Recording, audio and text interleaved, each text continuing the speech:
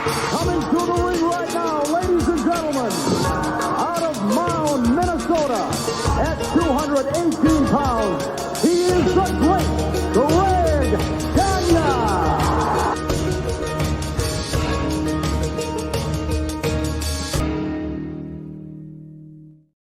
Hey, what's up? It's Dominic D'Angelo of FourHorsemenNetwork.com and OneTrueSportTV.com. And we're back. It's a Tuesday. We're live, 4 p.m. Eastern Standard Time. None other than Magnum TA, Greg Gagne. It is straight talk with the boss. And that boss is Magnum TA. Magnum, how are you, man? Man, I'm doing great. I got rested up for a whole week. I'm full of vim and vigor, ready to go. Man, and we got the facilitator too, Mr. Greg Gagne. Greg, facilitator. Yeah, I've been facilitating all week. all week long. Yeah, so I'm ready. Yes. Ready. There was some good stuff this last week on TV. Absolutely, there was wrestling. Yeah, let's say hi to some folks WWE. in the chat here. We got Triple E in the house. We got some other live people in here too. Will Mr. D'Angelo go to Washington, make a return with all the crazy surrounding? What? I don't know what that means at Triple E, but there's a lot of craziness going on in the world, and sure enough, we got some good craziness to talk about in the pro wrestling world. John Cena, we finally heard from him. Cody's been cutting some great promos and build to this John Cena thing on Monday Night Raw that happened. Magnum, let's get your immediate thoughts. What did you get to catch the John Cena promo, and what's your takeaways from it? He's all in. I mean, he has embraced this character, to the hilt, and it was like an old school program, modernized for 2025, and I thought it was excellent. I mean, he called out the people out there that had the shirts on that were still supporting him. I mean, he left no stone unturned. He blistered everybody within ear reach, and some that probably read about it overnight and hurt their feelings too. Right? It was really, I think, a very effective promo. I actually gave my own thoughts on it too on my earlier show, but I'll wait till Greg. I want your opinion if you got to see the John Cena promo. What you thought? Well, the last few weeks, Cody Rhodes has done some unbelievable interviews. I mean, he does a great job. And what Cena did in Belgium, in Brussels, was, I thought, phenomenal. And and you really could feel it. And that's what really drives wrestling, when the fans can feel the emotion of the individual in the ring. And both those two, with the interviews they've had, and showed the emotion and what it meant to him. I mean, John, that's one of the best interviews I know he's ever had, as being a heel now. It was heartfelt. I believed everything he said, and obviously the people there did too. And just waiting for the match now. But heck of a promotion. Well, let me ask this, because I watched it twice, and my initial takeaway was like, I don't want to say I was underwhelmed, but I joked that if I had hair, it wouldn't have blown it back. Like, it didn't hit me, resonate with me as much. Really? Yeah, I was. What didn't hit? What didn't work for you? Well, I thought it was very and I know it's the route to take, and it makes sense for what he's been throughout the past 20 years, but it's all about hating on the fans. And it seems like that's such a paint by numbers method to go with. And I think the setup beforehand, when it came to him siding with The Rock, everything to that effect, I thought there was going to be more of a reason of that. And this seems like all of a sudden, hey, okay, finally I'm dipping in and going out the fans after all these years. And so it almost felt like a babyface Cena trying to be a heel Cena in a certain ways. And then I watched it again, and I kind of put some things in a little bit more context. And I think he did a great job. I do. But for some reason, it just didn't hit me as big as I thought it was going to be. I don't know. I thought, to me, it was better than The Rock. Because the story he told was so real. And I mean, he called people out and said, you wanted to say you're supporting me. You sat on your duff and wore my shirt, and I've been the one out representing. I've been the one busted my ass. I'm the one that never gave up.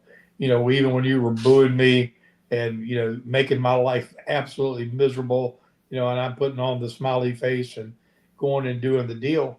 I mean, he told a story of years of pent up frustration that to me could be a half-ass shoot, because he really, I remember those years when he was getting as many boos as he was cheers, and people were were full of John Cena and wanted something new, even though he was out there busting his ass and doing all the work that he was doing. So, I thought it was as legit. I didn't look at it as like going for the cheap heat. If anything, he leaned into the fact and just buried his ties with everybody, and from the people that were on the fence about him to the people that were seemingly still supporting him, and like pointing people out in the crowd, and I mean, blistering kids. I mean, yeah, I mean, he did every old school move that you could do, and had the history to where the story is believable. Made sense, yeah. So that's why I think it was so. It really wasn't about Cody. It was really about his disdain for the people that he felt had just used and abused him, basically for 20 years while he was out there being the face of the company. Let me ask. That's the way I took it. That's the way I saw it too. Mm-hmm. Well, let me ask you this too. What do you just think? I think a big part of it too is I think the Hogan heel turn and the Cena heel turn, they're two completely different things. I don't think without a doubt. Without a doubt. But one thing that I was thinking, and he gave an amazing reason for it, I thought, but like him not changing his look or his music or anything like that, I think if he were to do that, yeah, maybe it would get him a little bit more heat and get more. Yeah, but I think though what do you think? Should he have? Do you like the aspect that he didn't change his look or anything, Greg? Or do you think? No, he's got to be John Cena. Okay, and he told a story. Mm-hmm. Like he said, it was a great story. I mean, when everybody liked him, there were still people that booed him because they disliked him for his personality. Mm-hmm. And he told that story. It's been eating him for 25 frickin' years. And he finally let it out how he really feels about everybody and how they, how they treated him and how they backstabbed him and how, now he's a hero, but people still don't like what he's doing because they don't like his personality. So it was a story, a heartfelt story that I'm sure he's been built up for years and years. And, maybe 10, 15 years ago, he would like to have said that to the people, because they were wearing the shirts and they're still giving them, I think so. For me, it just makes it feel like a bigger deal if you completely change who you are, and it's like, well, that John Cena heel turn, this is what Cena used to look like, and now here he is now, that's and for me, I go back to the Elimination Chamber, and I thought he looked so pasty white. No, seriously. I thought he would change then. Yeah. Before he even did the switch. Oh. I thought he looked like a fish out of water because he's so pale, and the fact that he just didn't have that that look like the typical wrestler in a superstar position would. Whether it was a paint on tan or whatever, he was just blatantly pasty white, and which was uncharacteristic for the John Cena of the heroic times. Mm-hmm. So when you say he hadn't really changed his look, to me, he looked really off in that environment compared to Punk and Cody. So, and he just didn't look like that healthy, vibrant John Cena. And I thought it was kind of unique that Cody said, I don't know who this guy is I'm talking to. I want that guy that's on the shirt, because he really doesn't look like the guy that's on the shirt. Yeah, he doesn't. He's still in great shape, obviously, but he's probably 20 pounds, smaller than he was back in the day, and just being that. And he used to always have the the razor cut, real thin, hardly any hair on his head, and so now, he looks like like somebody that's going and doing Hollywood things would look, because you couldn't do something drastic, because he's probably right in the middle of shooting a movie. Right. Good point too. So he's probably doing things that altering his appearance. He doesn't have time to grow a beard or do something rash that he can maintain between now and WrestleMania because he's got probably some big obligations. And frankly, I'm surprised he's able to pull it all off. And because most studios that invest all those millions of dollars into those productions and stuff don't like their star even out with any risky extracurricular activities like skydiving or something might take you out, and he's out there going to mix it up in the ring. So it's kind of the whole thing is very unique if you knew all the dynamic that's probably going on the backside. Absolutely. And like, listen, my viewpoint perspective is in the very, very minimum. And it's not that I didn't like the promo. Don't get me wrong at all. But I was just like, I think I was expecting more, and my expectations. What were you expecting? So, okay, I think I was really banking on the visual aspect, a complete change, look, vibe to him, more reasoning that tied him to why he did it with The Rock and why that was the right time to do it, instead of like, hey, when I came back, screw you, Cody, kind of thing, where it would be like, that would make more sense for him to be turning against the fans right then and there instead of this build up. And finally, when he wins, he decides to turn his back. So that's too obvious. Yeah, you think so? And the point that TA made about his look, he looked pasty. He looked old, a little bit in the neck. Yeah. And that, and depressed. Hey, there you go. Yeah, it's true. I mean, that's the feeling I got. And then when he started speaking and his story came out, I just followed that story. And I really believed everything he was saying. Because like TA said, early in his career, even when they liked him, people didn't like him. Yeah, it's true. Well, yeah, he spun all around. You remember him as trying to be a rapper and that deal and pump up his tennis shoes and all the goofy stuff he went. I mean, he worked his butt off to create a career. To me, what I think, next, I think we need to see him in a match against somebody who's somebody. And have him just be a vicious flipping destroyer of that. To me, is what will take it to the next level. And we see a level of physicality out of him with a name. I don't know who it would be, but I mean, somebody high enough up the ladder that you would maybe a Damian Priest, somebody like that, and have him just not be a cowardly heel, be a vicious, maniacal, trying to take somebody out in their career kind of heel. And but he needs the right person to have that match with to take it up to yet another level. So you would have him wrestle before WrestleMania? Would you? Yeah, I'd have him go out there with somebody, just and be ferocious and destroy somebody. I mean, that makes sense. Brutal to the point where Cody's like having to come save him. That's great point. That's a great point too. That's a really great point. Yeah, and I think Cena is so smart. And like the neat thing is that I didn't pick up on it. You guys might not have even seen the image, but Cena does a great job on his social media. But he posted a picture of Cesar Romero as the Joker from Batman, and it took me like till after the fact. Somebody posted on social media. I think the guy's name is Jarrett Bailey. He posted after the fact.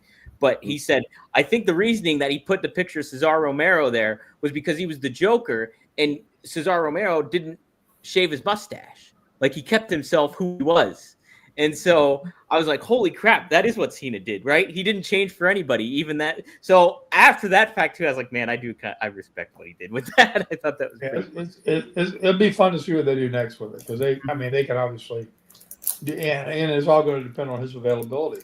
Yeah, right. I feel like the fact that they were on a European tour is probably what lent himself to his availability, because the word was after the Elimination Chamber, he got on a jet and flew off to Africa or somewhere he was, filming.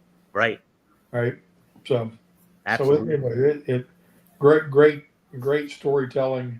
Took it up a notch, and honestly, I don't know that they could have created any greater feud for Cody to be in, returning in WrestleMania. Yeah. It's got that vibe, got that feel. You know, The Rock's still going to play some hand in all this. We know that. So, you know, just waiting to see the next twist. Absolutely. Eddie makes a great point. Do you have an idea what you think it might be? I've got one. What do you think, Greg? What?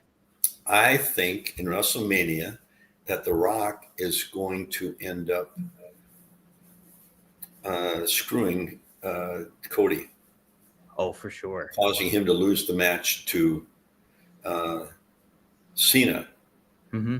So Cena gets that record of the 17th.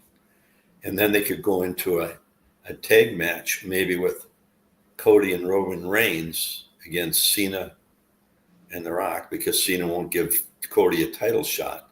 And if they win that match, then he goes back with Cena against Cena again. Ooh, see, that's not bad either. Yeah, with your bloodline ties too. Boy, Yeah. there's a lot of possibilities. But Magnum, what do you think? How do you think it's going to transpire? This is early on. I'm not even going to prognosticate this one because I'm trying to, with the way Roman came out and just destroyed everybody in his path the other night, in the garden, and shut that cage match down and didn't care about who got bragging rights or nothing. Yanked Seth out unceremoniously, stomped his head in, and went in there and beat up Punk. I'm more interested to see the dynamic of him and Paul when Paul was, kind of mentoring, Punk and comforting him, and then he comes in there and just kills him. And if that's going to lead to some rift or they keep riding that horse. I don't know, which way they might go with that. Yeah, It was a great tease. it was a great tease, wasn't it? Yeah, it was some good stuff. What do you feel about there being 2 triple threat matches? It seems like we have Rhea Ripley, Bianca Belair, and Io Sky, but then it seems like what they're going to do for WrestleMania, and then it seems like we're going to get CM Punk versus Roman Reigns versus Seth Rollins. Do you like that aspect of having 2 triple threat matches at WrestleMania, or are you kind of indifferent? Does it matter to you, Greg? Let's start with you on that one. Well, I think the girls, that's pretty obvious what they're going to do with that one. Mm-hmm.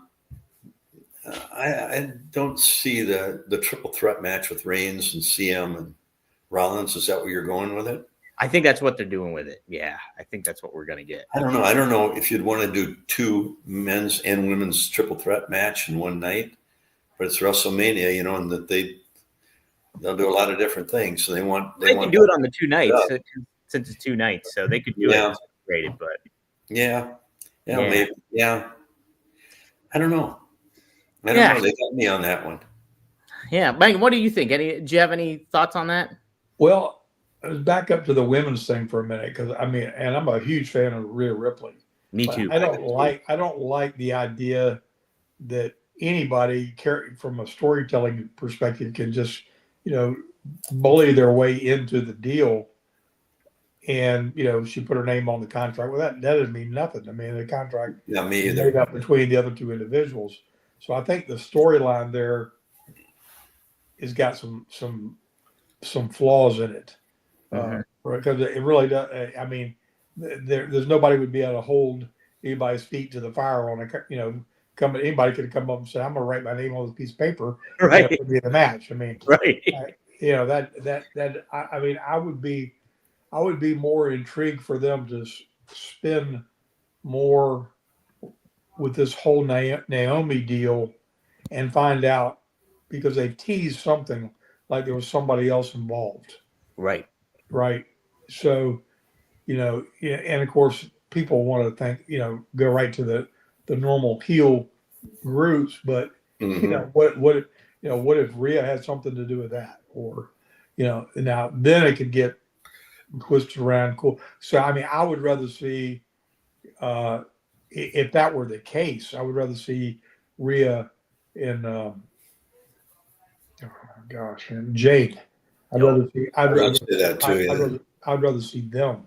Yeah. Because I know Rhea could carry Jade and have a crazy match with her, because they're both, similar size and strength and whatnot.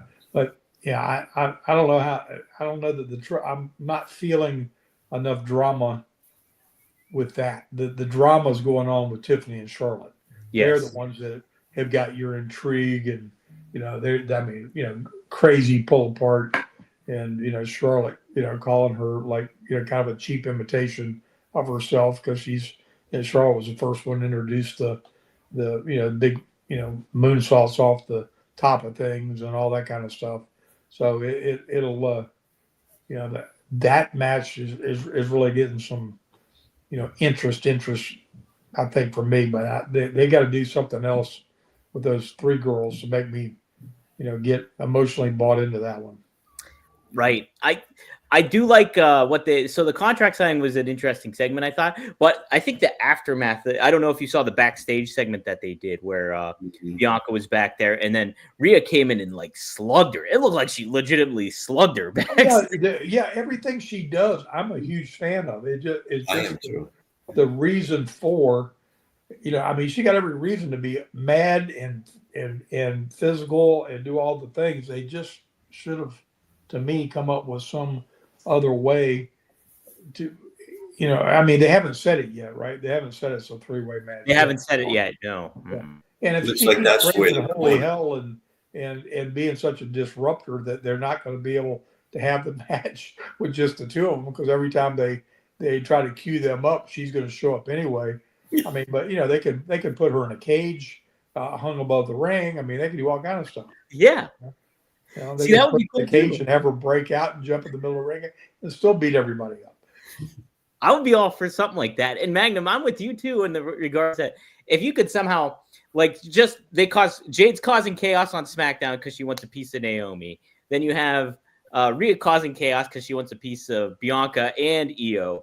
What if they just had both general managers, Nick Galdis and Adam Pearce, be like, listen, so we'll settle this after the fact. You guys are just going against each other at WrestleMania. I would even be just for that, if that's simple booking like that. But. Yeah, I want to hear the rest of the story. I want to see what that intrigue, that twist is, because Naomi's got, she's got major, carrying major heat, and there's got to be come out something where whoever her ally is in all this to cause some kind of havoc too. Mm-hmm. Yes. Okay. Yeah, I think. You got to create a little bit more for it. I think a little bit. We did have excited about the girls in a triple threat match either. No, like, I don't know if they maybe they feel that Bianca and Io can't. I think they'll have a heck of a match. Oh yeah. But maybe there's not enough interest by the public on that combination. I just don't understand. I love Io. I think she's one of the most talented wrestlers there is. But I think just having Rhea and Bianca initially straight up, I would have been all for that, Yeah. And then you could have found something with Io to do, whether she goes up against Lyra Valkyria for the Intercontinental Championship or something to that effect. But it just seems like a weird pivot that they took, where they wanted to include all these three women potentially in this match. And I don't know. I'm just, one-on-one matches just pack a little bit more of a punch, I think. Especially for a coveted title. Right. You don't want to see, last thing anybody wants to see is the champion potentially lose their title and not even get pinned. That's it. That's exactly it. Ty follows up with a John Cena question for you guys, and this is kind of what we were branching off of. But I believe now, Ty, correct me if I'm wrong. So he asked, how would you go about doing this promo? And then I asked him to follow up, and he said, the Cena promo, you did the heel turn. You need to do a promo verbiage-wise. How would they approach the promo? So I think he's referring to, how would you follow up with John Cena in the promo? And then how would you have Cody respond to it, I think, is what's going on. Magnum, how would you handle that? Well, I think that's why I was talking about he needs to work. Because I think the next thing he needs to be, because Cody was basically dishing the fact, that he's just become a, whining, whiner, and that he's not the ferocious John Cena of the past. And I think he would want to say, you think I missed a step? I'm going to show you exactly where I'm at. And oh, by the way, I got a dance card with so and so tonight, and you're going to see who you're getting in the ring with in WrestleMania. and something like that, because he laid it all out there. There's nothing really more to say about any of it other than refuting the fact that he's not as capable and isn't bringing, his A game. Because he doesn't quite look the same. He is definitely talking the same. To me, he needs to be a vicious, intense, methodical, going to hurt somebody kind of heel. And that doesn't have to mean a buzzsaw. It could just be that methodical thing, just like when Hogan tried to do it. He was more solid and believable and credible as a heel to me than he was as a babyface. Yeah, without a doubt.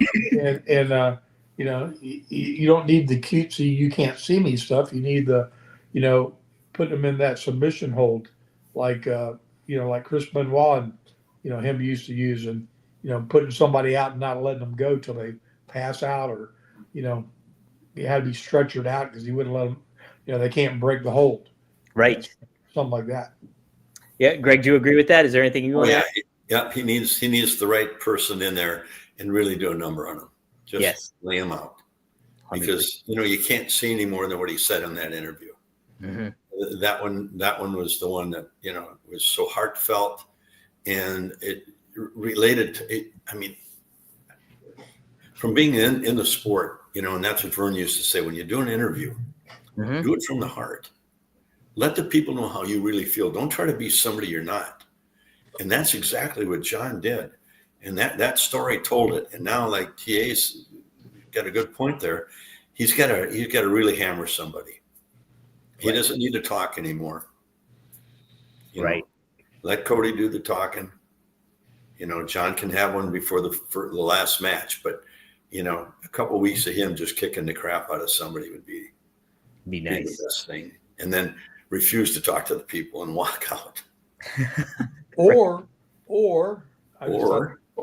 they could film him in a remote location training in a ring, in a warehouse, dirty, nasty deal. And, and have someone, maybe The Rock there, have someone there, just, kibitzing in the corner, but have them feeding him guys and him just destroying them. It's absolutely, do the kind of things where, like back in the old days, where you almost see something happen in the shadows and you almost cringe because something really bad happened and you couldn't visually see it all, and there's people just, if there was any doubt in my capabilities, let's end that right now, because he may not be available, but for so many times between now and then, they have to be really creative how they come up with something like this. Yeah, that's a very good point too. It's just like, because even then, like I think it was like the day before, there's video surface of him on set, and his bald spot was gone too. People made big note about that too. And Eddie made a good suggestion here earlier on when you were talking about, hey, he needs like a big name to defeat. What if it was like somebody like Rey Mysterio? He just annihilates or destroys like that, and build towards it. Legacy star. They have a history with one another, obviously, but then John Cena just annihilates Rey Mysterio ahead of the game and gets more of that heat furthered on there. I don't know. What do you guys think? And that could work. I mean, definitely would want somebody that would get the sympathy vote, right? For the deal. But yeah, it just got to be well thought out, and I think they just need to continue to make him. People say, "Oh crap, he's more dangerous than he's ever been." Maybe Cody's really in trouble because you got somebody that's got nothing to lose and everything to gain. Yeah. Oh, okay. So clarity to Ty's actual question. He was actually more direct, and he was just asking you guys straight out, how would you guys have done the Cena heel turn promo? How would you have done it if you were in Cena? Would have done what? The Cena promo? How would you have done it, Greg? Yeah. Just the way he did it. Yeah. That's as good as it's going to get. Like I said, when you're talking to the people and you're in that position, you've got to make them believe. So you got to talk from the heart and how you really feel. And that's what I got from John Cena. I mean, that, you know, and he said at the, you know, in his early career, even when they were cheering him, there were still people that didn't like him. Still booing him. You know, so he couldn't really win either way with the public. And then he finally got established where they love him. And now, well, screw you people. You know, Right. Mm-hmm. Where were you when I needed you? Yeah. You know, he's telling it the way he probably feels about it. Right. And I don't think you could make that any better than what he did, or say anything any different. Yeah, and I do see your point, Dom. I mean, if you had the opportunity to come out with a whole different look along with it, you know, if this was all you did, you know, if you shaved your head, or you know, just, you know, or grew a full beard, or you know, whatever, you know, you could have made it more dark, Yes, and dastardly looking. But you know, I'm being real. I'm saying this guy's, you know, a multi-million-dollar, you know, actor, and you know, he's playing a lot of other roles besides this little thing he's doing for WrestleMania.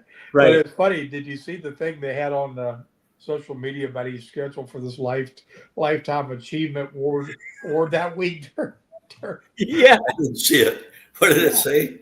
Yeah, I'm just saying that's going to be funny to see how they navigate that. Cause, yeah. yeah. I know. Well, the cool thing is too. I don't know if you guys saw. I love Cena. I think he's awesome. Like he's one of my. I think he's one of the top wrestlers to ever really do it, kind of thing, in so many ways. But it was neat too because right before he turned heel, he did like his final set of Make-A-Wishes. Did you see that too? It was just, he got them all out of the way, and then that night he turned heel. You know, you talk about Cena, and when he first came on the scene, and he was that with the punk rock kind of look type deal. Yeah, the rapper look stuff. I couldn't stand it. I hated it. Doctor of Thugonomics. You couldn't leave behind How that. in the world can these people associate with that? So, you know, he's done a fantastic job. Yeah, creating that personality and that character. You're right. It just, you know, it brought everybody in eventually. Yeah. Except me. Heck yeah. It drove me nuts. Come out with those jean shorts on. And, yeah, what are you doing here? Oh, my God. But you can't take anything away from him. He's done a phenomenal job. He's meant a lot to the sport of professional wrestling. And, you know, he's a Hall of Famer. And we'll just see where it goes from here. Greg, I think he's going to win. I think he'll get the title. Yeah, I think so. I think so too. I think so. You know, I think it adds a little bit more intrigue. Greg, did you ever cross paths with Cena while you were in WWE or helping out with OVW or anything like that? I know that. No, I never did. Never did. No. No, unfortunately. Nope. Magnum, how about you? Did you ever interact with Cena ever? No, but Dusty used to talk to me about him and just tell me nothing but good reports and good things, and just say, you know, he was, you know, real man's man and loved the business and hard worker, and you know, had nothing but good things to say about him. And you know, Dusty liked him. That was good enough for me. Yeah. Mm-hmm. Oh, heck yeah. If you get Dusty's seal of approval with, you know, that, no doubt about it. You know. Yeah. I mean, I shouldn't say that. I mean, when I was with the WWE, I did, you know, talk to him a few times, but nothing from old school, and it just, you know, great guy, loved the business, but God, that it just bugged me. It got you. Let's take a few fan questions here. We'll start with Eddie's. Greg, I still got to get you Eddie's information. That figure, or whatever it was, autograph figure, way back when. Who was that? This is Eddie. We did that super thing a long time ago, and I still got to get you his information. So, okay. Eddie says, question for Magnum and Greg. Is there a heel turn that you guys thought was a big oops? Any heel turns that didn't stick with you? It was a big oops? Yeah. That didn't work too well. Anything that you can think of? I can't off the top of my head. Do you have one? Do you got one, Magnum? No, nothing. You know, usually those things were so well planned out that, you know, it got the effect that they were looking for, and you know, I know when Wrestling 2 first turned heel, it ended up being an oops for him because by the time he figured it out and really got comfortable in the role, Bill had lost his patience with the whole program and pulled it. But I guess I was right in the middle of all that, so that was it got huge heat and he turned heat on JYD, who was it was all I was part of it. I was in the middle of it because he was working this deal that he was like my coach and my tag partner.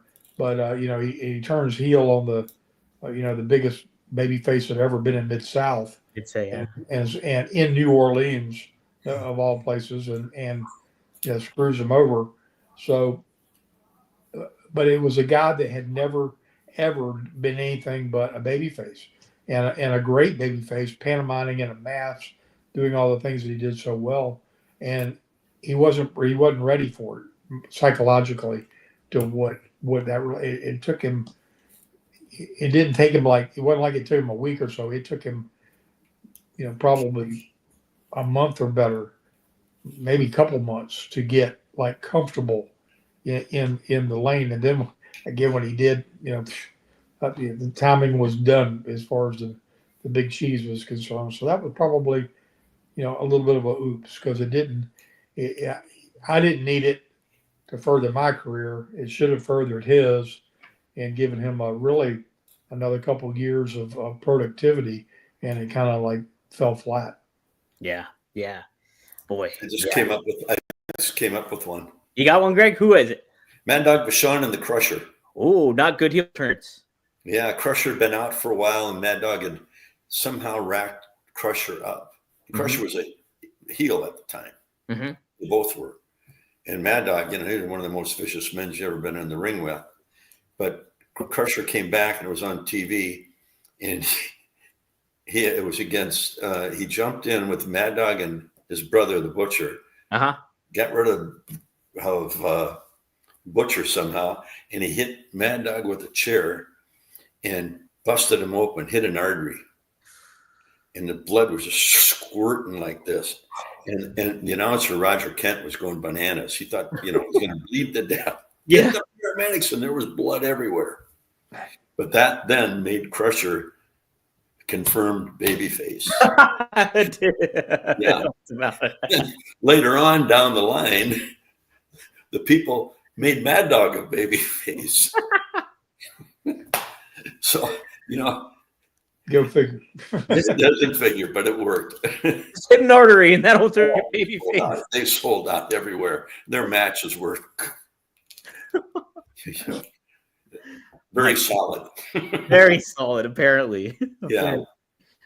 Matt Carter has a good, interesting question. I don't know anything about this person, so you got to help me out here, Greg. Greg, any thoughts on Rocky Mountain Thunder from the AWA? He was the drizzling shit. What did you think about Rocky Mountain Thunder? And tell me about it. Who wrote that? Matt Carter did. Matt, you're right on, buddy.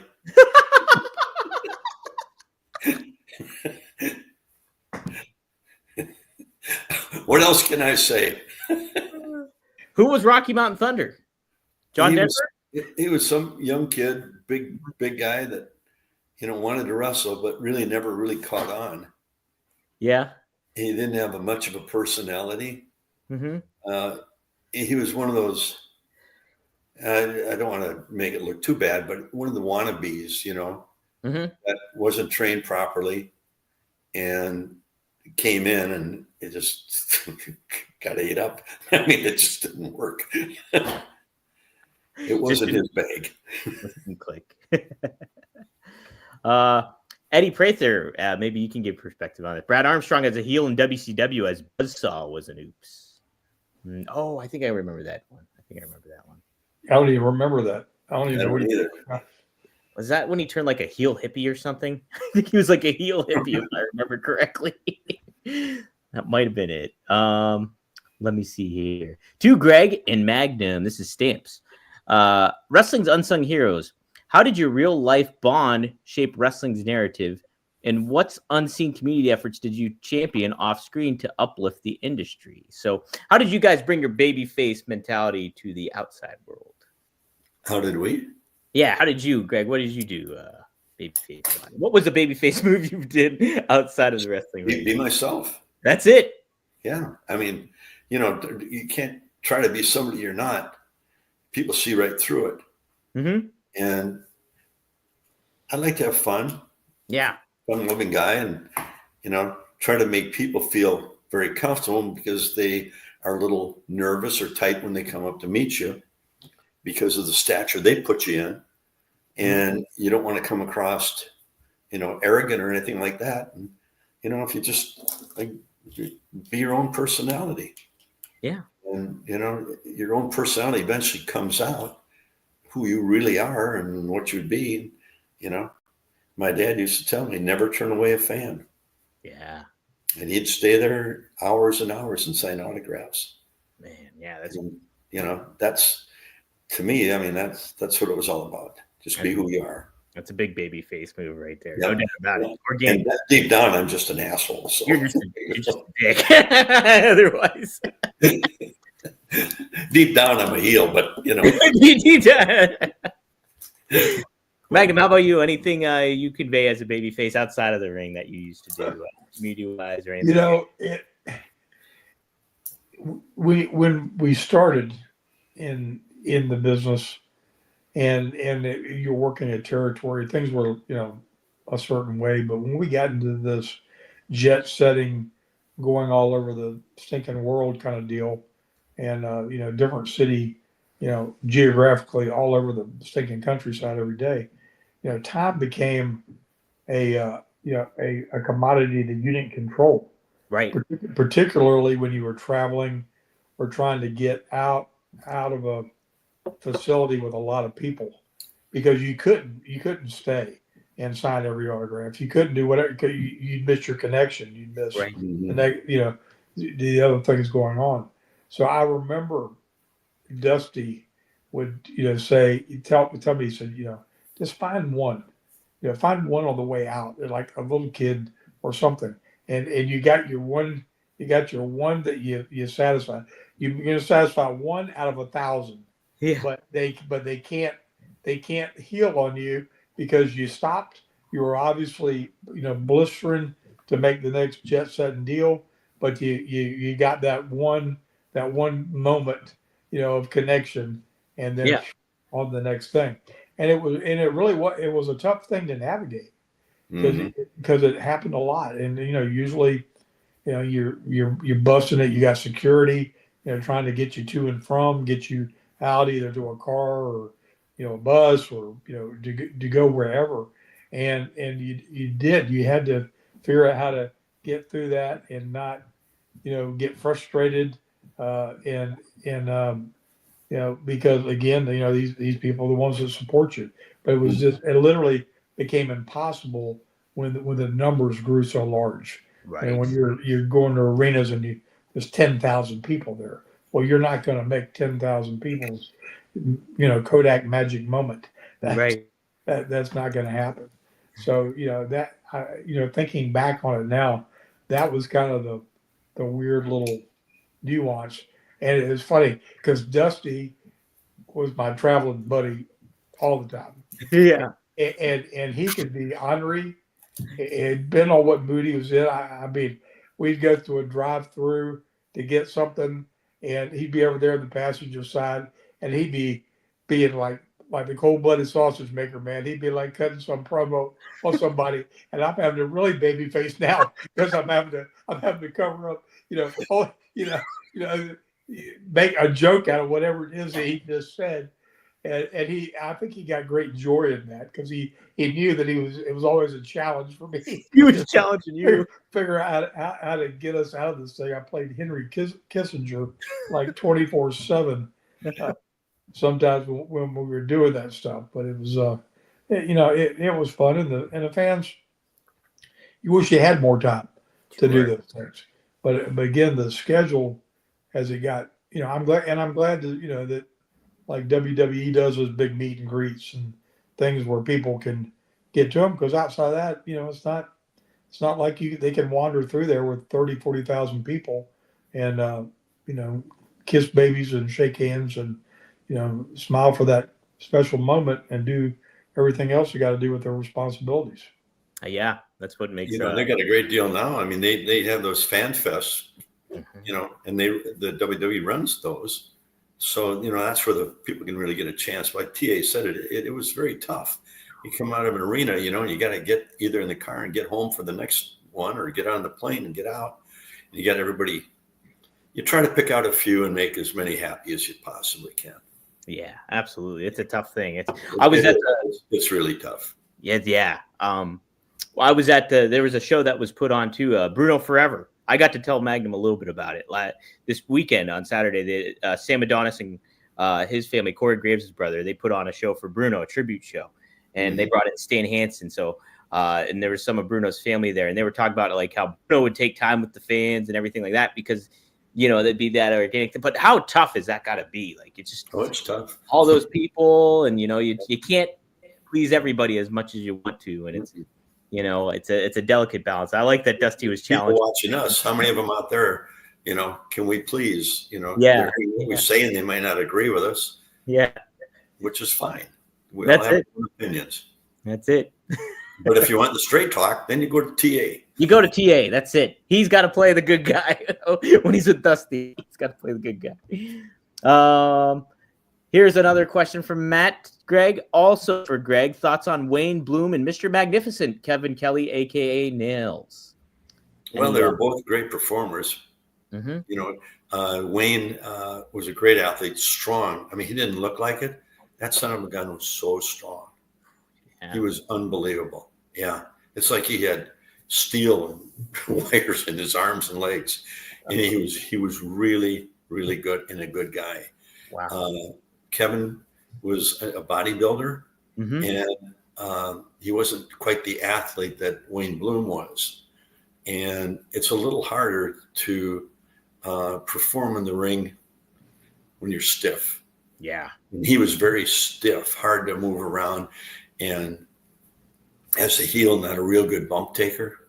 Mm-hmm. So you really had to really work real hard to have a really good match with Kevin. Deep down, he was a great guy, and he performed well in the ring, but he had to have the opponent that could kind of make him shine, kind of compliment him a little bit, yeah, help him out in that regard. Cool. We'll take a couple more questions here. Let's see. Here's one for Magnum. I'm sure. Logan asked, Magnum, how do you feel about Tessa Blanchard being the next TNA Knockouts champion? I think she is doing an amazing job. I like what I see her doing on the mic, in the ring today, better than any other time in her career. Mm-hmm. To be honest, her ring work, she's in such good shape, just like her dad was. Her dad was in amazing shape. Yeah, and she can. And, of course, she's worked in Mexico and worked all these places at elevation. And so her cardio system is just like second to none for the women. So, she can move and go, as hard a pace as anybody wants to go. And I like her in more of a heel lane because the intensity's there. Again, her personality, the sharp-wittedness that she has and whatnot, and she was always, to me, miscast as a babyface. There's going to be people like her and everything because she's a beautiful girl and a great performer, but her intensity in the ring lends itself more to that than a babyface like fighting from the bottom up. She's the polar opposite. She's like the piranha that you can't get off your leg that's eating you alive. and really, she's like that, like a shark attack. And she's really, I think, finding her own, lane. And I look forward to seeing her for the women's championship. I've watched the girl that's got the belt, and she's, obviously a fierce fierce competitor herself, but she's not quite as seasoned as Tessa is from the 10 years all over the world stuff that she's done. She's just got all the pieces of the puzzle, and she's lean as a racehorse right now. She's probably, I bet she weighs 30 to 40 pounds less. Wow. Than what she did when she was previously at TNA. Mm-hmm. And that's just because she streamlined her body to be just a racehorse and take pressure off her knees and her joints. When she does that move she calls the Magnum, when she jumps off the top and grabs them by the back of the head and drives the knees up under their chin, and I cringe every time I see her do it because I just think about her back, because she's taking all that blow on her lower back. Mm-hmm. But if she's lighter, it's not quite as hard on her as when she was, heavier. Mm-hmm. Yeah. I'm a subscriber to TNA Plus. I watch her every week. Yeah. They got a new price line for it, I think, too. So I still can't get it. We got to get you hooked up with it. I'll try to figure out a way. TA, you're really a lucky guy. I saw a picture on Instagram. Courtney and her girls. And that wasn't all of them. That wasn't it. Well, yeah, Tessa wasn't in that picture, and so there was one. I thought she was. Mm-mm. No, that was Taylor and Lucy and Tally and Courtney from this past weekend. Wow. Great picture. Yeah. How about that? You're a lucky guy. That's great. Yeah. Yes. You can't fight despite myself. Have you given a few lectures? Hey, you just get that surgery taken care of next week before you put that S back on your chest. I'm going to tell Laura that I'm going to kneecap you when you're. We're going to have to hobble you to keep you slowed down for a little while so you can rest up. Let's see. We'll take one more question, then we'll close it on out here. What's a good one? We'll go with Chris's here for Greg. Greg, why did the AWA have a TV title earlier? The end of its existence was part of a much larger plan that never materialized. Why did they have a TV title earlier? I don't know. Stanley Blackburn, the president of the AWA, one day said to Vern, you should have a TV title. Other people have it. So they created it. Oh, okay. So, and then they had a little tournament on it and see who won it and went from there. But I think it came from Stanley Blackburn. He was, he was the head guy for the AWA, and he's the one who talked Vern into it. Oh, okay. How about that? So there we go. Came from. Yeah. All right. That should do it. Magnum, do you want to give any updates on Powertown? What fans can expect or any teasers? I cannot loose these lips quite yet, but if just say I have been looking at the TNA figures and the Ultra figures that we have being manufactured now, and I've seen all the first, what they call the first shots of them, and people are going to go crazy. I mean, the Jordan Grace and is first woman ultra figure that we've done. Yeah, and she came out absolutely amazing, just phenomenal. Yeah, I mean, and Eddie and Josh Alexander and Moose as well. And Moose has got these intricate body tattoos, and we were able to capture them so realistically. You're going to be blown away. Wow! When you see what that looks like.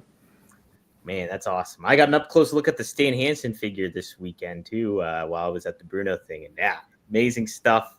Powertown. Did he have a few there to sell? So somebody was selling them that they could get signed. He didn't. I don't think he had any to sell that was there. He was just signing autographs and getting. Well, he should have. Yeah, maybe I don't know. Maybe somebody bought him before I got to see him. Maybe, yeah, and then jeez. Oh, who knows? I hope we got paid for him. Oh yeah, I'm sure. Good. I'm sorry, moving around. My left leg is cramping. That's all right. we'll wrap it up here. But CG, Charlie does want to say, Greg, my thoughts and prayers for you next week, my friend. I'm having an EMG nerve study tomorrow and a CT/myelogram. If you three guys can keep me in your prayers, I'd greatly appreciate it. Absolutely, Charlie. Prayers to you. Certainly will, Charlie, and thank you. Yep. Mm-hmm. I'm going to need a few. Probably more than a few. Well, Greg, back in mind, we love you, and we're going to pray for you and wish you the best. And thank you. You're welcome. You're the best, Greg. So, and so are you, Magnum. You're the boss. So the best. He's the boss. He gives you the straight talk. That's it. Guys, if you like what you're seeing, be sure to give us 5 stars on your podcast feed of choice. I think I got to post the audio from the last week, so I got to get that one done. And we'll post this one up too. So take a look at that. And 5 stars. Subscribe to 4horsemanetwork.com or OneTrueSportTV.com and give us some feedback and everything like that.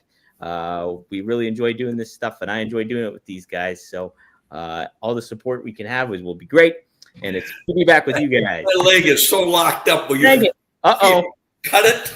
We'll cut it out. All right, guys, we'll see you next time here on Straight Talk with the Boss. Yeah.